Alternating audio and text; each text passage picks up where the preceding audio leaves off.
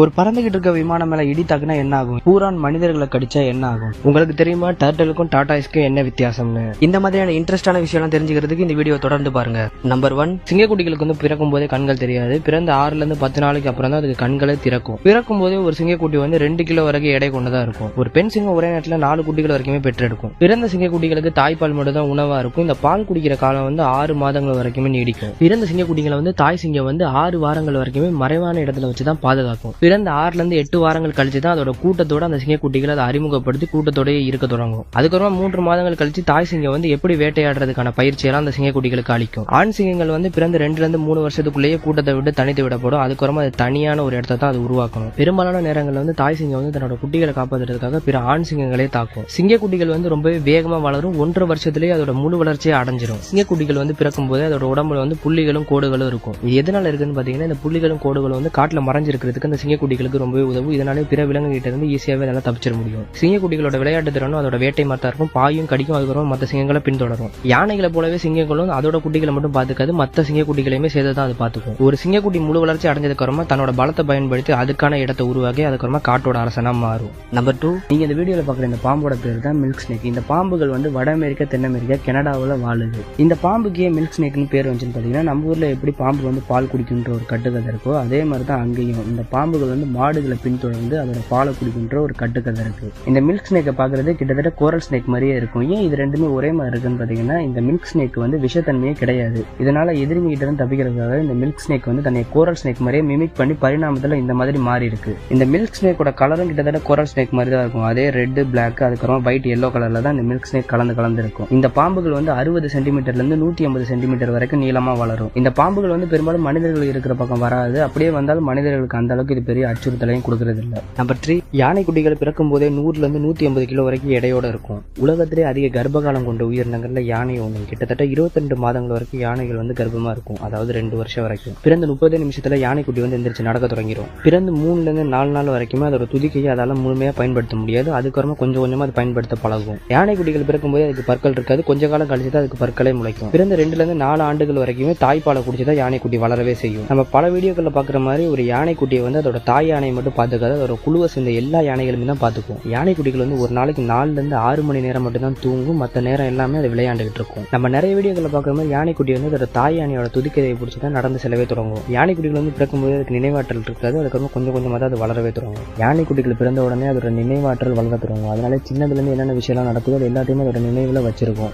குட்டியில இருக்கும்போது யானை குட்டிகளை வந்து தாய் யானை மட்டும் பாத்துக்காம பிற யானைகளும் பாத்துக்கிறதுனாலயே சின்னதுல இருந்தே அது பிற யானைகளோட ரொம்பவே இயல்பா பழகும். யானை குட்டிகள் அதோட துதிக்கையால நீரையும் மணலையும் தூக்கி போட்டு அது மூலமா சந்தோஷமா விளையாடும். மனிதர்களை போலவே யானை குட்டிகளும் துக்கம், மகிழ்ச்சி, பயம், கஷ்டம் எல்லாத்தையுமே அதோட முகத்துல காட்டும். நம்பர் 4, நம்மள பெரும்பாலானவங்க இந்த 3 விலங்குமே பார்த்து ஒரே விலங்கு நினைச்சு ரொம்பவே குழம்பி இருக்கும். எனக்கு இந்த மாதிரி 3 விலங்கு இருக்குன்றதே தெரியாது. நான் 2 விலங்கு இருக்குன்னு தான் நினைச்சிட்டு இருந்தேன். இந்த 3 விலங்கையுமே எது வேறுபடுத்தி காட்டுதுன்னு பாத்தீங்கன்னா, அதோட புள்ளிகளும் அதோட கண்களும் அதோட உருவமும் தான். முதல்ல சீட்டா, இதை வந்து சிவிங்கி புலின்னு சொல்லுவாங்க. இது பாக்குறதுக்கு வந்து ரொம்பவே சின்னதா இருக்கும். அதோட முகமும் சின்னதுதான். இது உடம்புல தான் புள்ளியா இருக்கும். இதுதான் உலகத்திலே வேகமானது. இதை பார்த்தாலே நம்மளால கண்டுபிடிச்சிட முடியும். அதுக்கடுத்து லெப்பர்டு, இதை தான் சிறுத்தைன்னு சொல்லுவாங்க. நான் வந்து சீட்டாவை தான் சிறுத்தைன்னு நினைச்சிட்டு இருந்தேன். ஆனா லெப்பர்டு தான் சிறுத்தைன்னு சொல்லணும். இது வந்து சீட்டாவை விட உருவத்துல கொஞ்சம் பெருசா இருக்கும். சீட்டாவோட கண்கள் வந்து அடர் ஆரஞ்சு நிறத்துல இருக்கும். இதோட கண்கள் வந்து மஞ்சள் நிறத்துல இருக்கும். இதை வச்சு இது ரெண்டுமே பிரிச்சு பார்க்கலாம். லெப்பர்டுக்கு வந்து சீட்டாக்கு இருக்கிற மாதிரி தனித்தனி புள்ளிகள் இருக்காது. 5ல 3 புள்ளிகள் சேர்ந்து நடுவுல ஆரஞ்சு கலர்ல சேர்ந்திருக்கும். 3வது ஜாகுவார் இது ரெண்டையும் விட உருவத்துல ரொம்பவே பெருசா இருக்கும். அதோட இதோட புள்ளிகளும் ரொம்பவே பெருசா தான் இருக்கும். அதோட ஜாகுவாரோட கண்ணும் சீட்டாவோட கண்ணு மாதிரி தான் இருக்கும். ஏன்னா கொஞ்சம் டார்க்கா இருக்கும். இதுதான் இந்த 3 விலங்குக்குமே வித்தியாசம். நம்பர் 5, நானும் என் ஃப்ரெண்டு டீ கடையில் டீ குடிச்சிட்டு இருக்கும்போது இந்த மாதிரியான ஒரு விஷயத்தை பேசணும். நாங்கள் நிறைய விஷயத்தை பேசுவோம். அதில் இதுவும் ஒன்று. என்னதுன்னா, இந்த உலகத்தில் இருக்க எல்லா குப்பையுமே தூக்கி கொண்டு போய் எரிமலையில் போட்டால் அது என்ன ஆகும்னு. இது எங்களுக்கு தோணும் போது சயின்டிஸ்ட்டுக்கு தோணாதா? அவங்க வந்து எல்லா குப்பையும் கொண்டு போய் போடல, ஒரு கொஞ்சம் குப்பையை இந்த மாதிரி எரிமலைக்குள்ள போட்டிருக்காங்க. அதுக்கே இது இந்த அளவுக்கு வெடிச்சு செதறுது. எதனால இது இந்த மாதிரி வெடிச்சு செதறுதுன்னு பார்த்தீங்கன்னா, குப்பைகள் எல்லாமே ஒரே மாதிரியான மெட்டீரியல் ஆனது கிடையாது. ஒவ்வொன்றுமே ஒவ்வொரு மாதிரி. அதனாலே பல ரசாயனங்கள் கலந்துருக்கிறதுனாலயே இந்த அளவுக்கு ஒரு வெடிப்பு நடக்குது. கொஞ்சம் குப்பைக்கே கூரையை தாண்டுற அளவுக்கு நெருப்பு வருது. உலகத்துல இருக்க எல்லா குப்பையும் போட்டா என்ன ஆகுறது?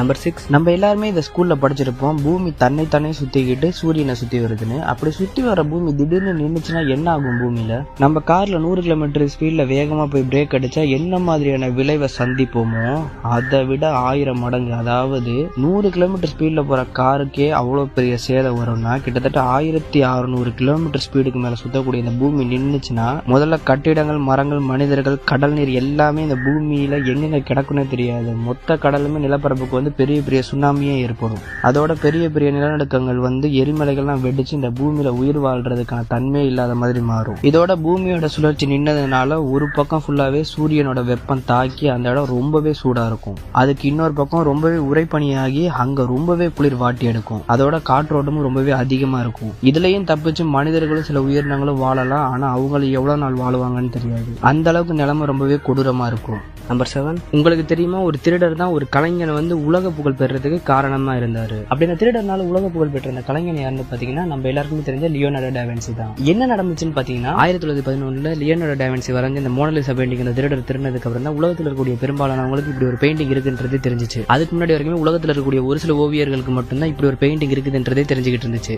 இந்த உலக புகழ் பெற்ற இந்த ஓவியத்தை வரைஞ்ச லியோனார்டோ டா வின்சி இத்தாலி நாட்டை சேர்ந்தவர். இந்த ஓவியத்தை அவர் 1503 வரையறதுக்கு தொடங்கி இருக்காரு. அப்ப மோனாலிசாவோட வயது 24 இருந்திருக்கலாம்னு சொல்லப்படுது. 4 ஆண்டுகள் முயற்சி பண்ணி 1506 இந்த ஓவியத்தை முழுசா அவர் முடிச்சாரு. அதுக்கப்புறமா 1517 வரைக்குமே சின்ன சின்ன கரெக்ஷன் பண்ணி இந்த ஓவியத்தை மெருகேத்தினாரு. இந்த ஓவியம் இவ்வளவு புகழ் பெறதுக்கு அதோட திருட்டு காரணமா இருந்தா கூட அந்த மோனாலிசாவோட சிரிப்பும் அதோட கண்களும் தான் பலரை மயக்கிற வகையில இருந்திருக்கு. இப்ப வரைக்குமே இந்த ஓவியத்துல பல குறியீடுகளை டா வின்சி வச்சிருக்காருன்னு ஒரு மிகப்பெரிய ஒரு மர்ம நிலவிக்கிட்டு தான் இருக்கு. அதை வச்சு ஒரு சில திரைப்படங்களும் எடுத்திருக்காங்க. 1911 காணாம போன இந்த மோனாலிசா பெயிண்டிங் மறுபடியும் 2 ஆண்டுகளே திரும்ப கண்டுபிடிச்சிடுறாங்க. இப்போ இந்த பெயிண்டிங் ரொம்பவே பாதுகாப்பா பாரிஸ்ல இருக்கக்கூடிய ஒரு மியூசியம்ல பத்திரமா வச்சிருக்காங்க. ஆனா இப்பயும் பெரும்பாலானோரோட கேள்வி என்னவா இருக்குன்னு பாத்தீங்கன்னா, உண்மையிலே இந்த பெயிண்டிங்ல மோனாலிசா சிரிக்கிறாங்களா இல்ல வேற ஏதாவது உணர்ச்சியை வெளிப்படுத்துறாங்களான்றதுதான். இந்த பெயிண்டிங் பார்க்கும்போது உங்களுக்கு என்ன தோணுது அதை கீழே கமெண்ட்ல சொல்லுங்க. நம்பர் 8, விண்வெளி வீரர்கள் விண்வெளியில கண்ணீர் விட்டு அழுதா என்ன ஆகும்? பூமியில மாதிரி விண்வெளியில புவியீர்ப்பு விசை இல்லாதனால விண்வெளி வீரர்கள் அழும்போது அவங்களோட கண்ணீரே அவங்களோட கண்ணை சுத்தி ஒரு பந்து மாதிரி மாறி சுழலும். இது மாதிரி கண்ணுக்கு முன்னாடி கண்ணீர் இருக்கிறதுனால தற்காலிகமா விண்வெளி வீரர்களால அந்த நேரத்துல பார்க்க முடியாது. இது அவங்களுக்கு சில நேரத்துல வலியையும் எரிச்சலையும் கொடுக்கலாம். ஆனா இதை ஒரு துணி எடுத்து தொடச்சாலே இது போயிடும். நம்பர் 9, ஹாம்ஸ்டர்னு அழைக்கப்படக்கூடிய இந்த அழகான உயிரினம் எலி குடும்பத்தை சேர்ந்தது. இந்த ஹாம்ஸ்டர்கள் அது உண்ணக்கூடிய உணவு அதோட கண்ணங்கள்ல வச்சுக்கிட்டு அதுக்கப்புறமா நேரம் கிடைக்கும் போது அதை மென்னு முழுங்குது. அதனாலதான் இந்த ஹாம்ஸ்டர்களை நம்ம பாக்குற நிறைய வீடியோக்கள்ல அதை சாப்பிட்டுக்கிட்டே இருக்கிற மாதிரி தோணும். இந்த ஹாம்ஸ்டர்கள் சிறிய உயிரினமா இருக்கிறதுனால இது பகல்ல ஓய்வு எடுத்து இரவுல வேட்டையாடும். அதனால இது இரவுல ரொம்பவே சுறுசுறுப்பா இருக்கும். இந்த ஹாம்ஸ்டரோட ஆயுட்காலம் ரொம்பவே குறைவு. வீட்டுல வச்சு வளர்க்கப்படக்கூடிய ஹாம்ஸ்டர் 2 to 3 வருஷம் வரைக்கும் உயிரோட இருக்கும். முன்னாடியே சொன்ன மாதிரி இந்த ஹாம்ஸ்டர்ஸ் ரொம்பவே சுறுசுறுப்பா இருக்கிறதுனால ஒரு இரவுலயே இது 8 to 10 கிலோமீட்டர் வரைக்கும் வேகமா ஓடும். இது நமக்கு கேட்கும்போது ரொம்பவே சின்ன தூரமா இருந்தாலும் அதோட உருவத்துக்கு இது ரொம்பவே தூரம் தான். இந்த ஹாம்ஸ்டர்ஸ் என்னதான் எலி குடும்பத்தை சேர்ந்ததா இருந்தாலும் இது பூனைகள் மாதிரியே ரொம்பவே சுத்தமா இருக்கும். அதோட உடல் அதுவே எப்பயுமே தூய்மையா தான் வச்சிருக்கும். இந்த ஹாம்ஸ்டர்ஸோட குட்டிகளும் கிட்டத்தட்ட எலிகள் மாதிரி தான். பிறக்கும் போது கண்ணு தெரியாது, முடியும் முளைச்சிருக்காது. அதுக்கப்புறம் தான் இது ரெண்டுமே வரும். இந்த ஹாம்ஸ்டர்ஸோட முன்னம்பற்கள் எப்பயுமே வளர்ந்துகிட்டே இருக்கும். அதனால இது எதையாவது பிடிச்சி கடிச்சுக்கிட்டே இருக்கும். அதே மாதிரி வீட்டுல வச்சு வளர்க்குறவங்க இந்த ஹாம்ஸ்டர்ஸ் ரொம்பவே சுறுசுறுப்பா இருக்கிறதுனால வீல் மாதிரியான ஒண்ணு இது ஓடுறதுக்காக வச்சிருப்பாங்க. அது இல்லைன்னா இந்த ஹாம்ஸ்டர்ஸை வளர்க்குறது ரொம்பவே கஷ்டம். நம்பர் 10, பூரான் மனிதர்களை கடிச்சா என்ன ஆகும்? பெரும்பாலும் பூரான் மனிதர்களை கடிக்கிறது இல்ல. இந்த மாதிரி மனிதர்கள் பூரானை கையில பிடிக்கிறதுனாலயோ இல்லைன்னா பூரான் உணவு தேடி வீடுகளுக்கு வர்ற டைம்ல அதை அச்சுறுத்தலாம் நினைச்சு நம்ம அடிக்கிற டைம்ல அது நம்மள எதிரியா நினைச்சுக்கிட்டு தான் பூரான் தற்காப்புக்காக தான் நம்மளை தாக்குது. அதுவும் பூரான் நம்மளை கடிக்கிறது இல்ல. அது ஒரு முள்ளு மாதிரியான விஷயத்த நம்ம மேலேயே அது குத்துது. அந்த முள்ளு நம்ம தோல்ல பட்டோம்னா அந்த இடம் பெருசா வீங்க தொடங்கிடும். அந்த நேரத்துல நம்ம ஹாஸ்பிட்டல் போனோம்னா பெரிய அளவுல நமக்கு பிரச்சனை வராது. அதோட பூரான் கடியால வருஷத்துக்கு இறக்குறவங்க எண்ணிக்கையும் ரொம்பவே கம்மி தான். இறக்குறவங்களே ரொம்பவே கம்மி தான். நம்பர் 11, 1990 சீனாவோட மொத்த பரப்பளவுல 5ல் 1 பகுதி, அதாவது 1.7 லட்சம் சதுர கிலோமீட்டர் பாலைவனமா இருந்திருக்கு. அந்த பாலைவனம் வருஷத்துக்கு கிட்டத்தட்ட 10,400 சதுர கிலோமீட்டரா விரிவடைஞ்சிருக்கு. 1990 1.7 லட்சம் சதுர கிலோமீட்டர் இருந்த அந்த பாலைவனம் 2015 2.6 லட்சம் சதுர கிலோமீட்டரா மாறி இருக்கு. அதாவது சீனாவோட மொத்த பரப்பளவுல 3ல் 1 பகுதியா அது மாறி இருக்கு. இந்த விஷயம் சீன கவர்மெண்ட்டுக்கு ஒரு மிகப்பெரிய ஒரு தலைவலியா இருக்கு. இப்படியே விட்டா மொத்த நாடுமே பாலைவனமா மாறின்றனால அந்த பாலைவனத்தை சோலைவனமா மாத்துறதுக்கான ஒரு திட்டத்தை அவங்க கையில் எடுக்கிறாங்க. அதுபடி அந்த பாலைவனத்துல வளரக்கூடிய தாவரங்களை தேர்ந்தெடுத்து அந்த இடத்துல பயிரிட்டு அந்த இடத்த ஒரு காடா மாத்துறாங்க. ஒரு காடு வெறும் மரங்களை மட்டுமே கொண்டதா இருந்தா அது சீக்கிரமா அழிஞ்சிடும். அதாவது கிட்டத்தட்ட வீட்டுல குழந்தைகள் அது மாதிரி அந்த காட்டை உயிர்ப்போட வச்சிருக்கிறதுக்காக அந்த காட்டுல சில விலங்குகள் இருக்கணும். இதனாலே சீன கவர்மெண்ட் என்ன பண்ணிருக்காங்கன்னு பாத்தீங்கன்னா, பிரான்ஸ் நாட்டை சேர்ந்த ரெக்சர் முயல் என்ற ஒரு முயல் வகையை கிட்டத்தட்ட 12 லட்சம் முயல் அந்த காட்டுக்குள்ள அவங்க விட்டுருக்காங்க.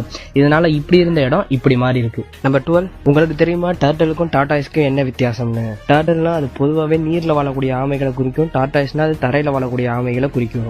ஆமைகள் பொதுவாகவே 100 to 150 ஆண்டுகள் வரைக்குமே வாழக்கூடியது. ஆமைகளோட வாழ் நம்ம பார்க்கும்போது அதோட உடல்ல சின்னதா தெரியல, ஆனா அதோட உடல்லே அது நீளமானது. ஆமைகள் வந்து தரையில வந்து 0.2 கிலோமீட்டர்ல இருந்து 0.4 கிலோமீட்டர் வரைக்கும் தரையில வேகமா போகும். இதை பார்க்கும்போது ரொம்பவே ஸ்லோவா தான் தெரியும், ஆனா அதோட உருவத்துக்கு இது கொஞ்சம் வேகமா தான் போகுது. ஆமைகள் வந்து தன்னோட ஓட விட்டு அதால தனியா வந்துட முடியாது. அந்த ஓடுன்றது அதோட எலும்போட கனெக்ட் ஆயிருக்கு. அதோட எலும்பு தான் கிட்டத்தட்ட அதோட ஓடு. எப்படி ஒரு மரத்தை வெட்டி அதோட வளையங்களை வச்சு அதோட வயதை கணக்கிட முடியுமோ, அதே மாதிரி ஆமைகளோட ஓட்டுல இருக்கக்கூடிய வளையங்களை வச்சு அதோட வயதை கணக்கிட முடியும். நம்ம பெரும்பாலும் ஆமைகளால ஒலி எழுப்ப முடியாதுன்னு நினைச்சிட்டு இருப்போம், ஆனா ஆமைகளாலையும் ஒலி எழுப்ப முடியும். சில வகை ஆமைகளால மட்டும் முன்புறம் மட்டும் மூச்சு விடுறது இல்லாம பின்புறத்திலையும் மூச்சு விட முடியும். இதை முதல்ல கேட்கும்போது என்னாலே ரொம்பவே நம்ப முடியாம வித்தியாசமா தான் இருந்துச்சு. ஆனா தண்ணியில ரொம்ப நேரம் மூச்சை பிடிச்சிட்டு அதை நீந்துறதுக்காக இந்த மாதிரியான முறையில அது மூச்சு விடுது. எப்படி பின்புறம் அதால மூச்சு விட முடியுதுன்னு பாத்தீங்கன்னா, அதோட நுண்ணிய நரம்புகளும் அதோட ரத்த குழாய் மூலமா சீரான முறையில் ஆக்சிஜனை பிரிச்சு எடுத்து அது மூலமா அது மூச்சு விடுது. இதை பரவலா பின்புற மூச்சுன்னு அழைக்கிறாங்க. நம்பர் 13, பறந்துகிட்டு இருக்க விமானம் மேல இடி தாக்குனா என்ன ஆகும்? இந்த மாதிரி நடக்கிறது ரொம்பவே குறைவு தான். ஏன்னா ஒரு விமானம் பறக்க வைக்கிறதுக்கு முன்னாடியே வானிலை எல்லாம் செக் பண்ணிட்டு தான் பறக்கவே வைப்பாங்க. ஒருவேளை பறந்துகிட்டு இருக்கும்போதே வானிலை மாறி இடி தாக்குனா அப்ப என்ன ஆகும்னு பாத்தீங்கன்னா, ஒரு விமானத்தோட அமைப்பை இடி மின்னல்லாம் தாங்குற மாதிரி தான் வடிவமைக்கப்பட்டிருக்கு. மின்னல் விமானத்தை தாக்கும் போது விமானத்தோட முனைப்பகுதி வழியா அது கடத்தப்படுது. இந்த மாதிரி வெளிப்புறம் கடத்தப்படுறதுனால உள்ள இருக்கவங்களுக்கு பாதிப்பு ஏற்படாது. இயல்புலே விமானத்தோட கட்டமைப்பை இடி மின்னலுக்கு எதிராக இருக்கனால அவ்வளவு சீக்கிரம் தீ எதுவுமே ஏற்படாது. இதனால ஒரு விமானத்தை இடி தாக்குனா கூட அதுக்கு பெரிய அளவுல சேதம் ஏற்படாம அந்த விமானத்தால பறக்க முடியும்.